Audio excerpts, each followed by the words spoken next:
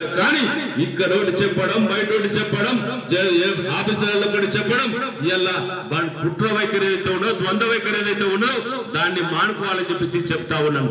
మొన్నటికి మొన్న జరిగిన కోఆర్డినేషన్ మీటింగ్ 28 మన పోయిన నెల ఆగస్టు మాసంలో మనకు సంబంధించిన కోఆర్డినేషన్ మీటింగ్ పెట్టింది. ఎందుకని పెట్టిండు? గత 10 సంవత్సరాల కాలంలో మన సింగరేణికి సంబంధించిన ఒక్క బొగ్గుబాయి కూడా రాలే, ఒక్క బొగ్గుబాయి కూడా ఓపెన్ చేయలే. ఉన్న బాయిలన్నీ మూతేసుకుంటూ వచ్చారు. 38 భూగర్భ గనులు ఉంటే మన భూగర్భ గనుల సంఖ్య 22కి వచ్చింది. ఓపెన్ కాస్ట్ సంఖ్య 19కి వచ్చింది. 20 ఓపెన్ కాస్ట్ కూడా ప్రారంభమవుతా ఉంది. అంటే మనకు సంబంధించిన 38 భూగర్భ గనులకి వెళ్ళి 11 బొగ్గు బాయిలు ఎవరు మూతేసిండ్రు, ఎందుకు మూసేసిండ్రు, మన భవిష్యత్తును అంధకారం ఎందుకు తీసుకొచ్చిండ్రు, మన భవిష్యత్తుకు సంబంధించిన ఈ పరిశ్రమకు సంబంధించిన అన్నింటినీ ఎక్కడికి తీసుకుపోయిండ్రు, ఆ కార్మిక సంఘం ఏందో, ఆ రాజకీయ పార్టీ ఏందో, ఆ రాజకీయ పార్టీకి మద్దతు తెలిపిన వాళ్ళు ఎవరు ఒక్కసారి వాస్తవాలు ఆలోచించమని చెప్పేసి కోరుతా ఉన్నా.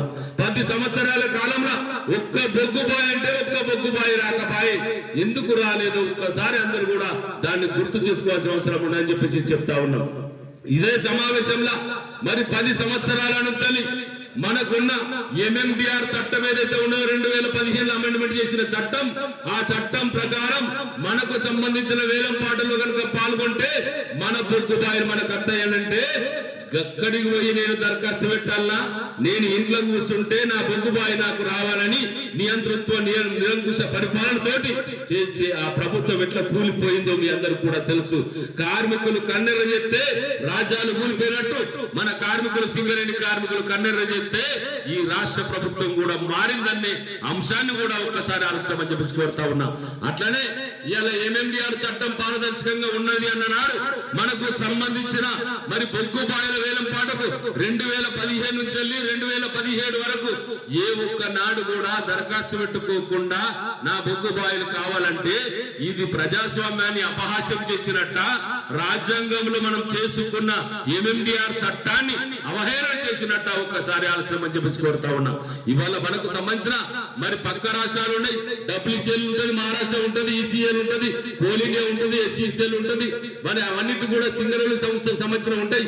ఈ 7 సంస్థలలో 7 పరిశ్రమలలో వాళ్లకు సంబంధించిన బొగ్గు బాయిలను అలికేషన్ ద్వారా ఎక్కడ తెచ్చుకున్నారో ఒక్కసారి ఆలోచించమని చెప్పుకోరుతా ఉన్నాం.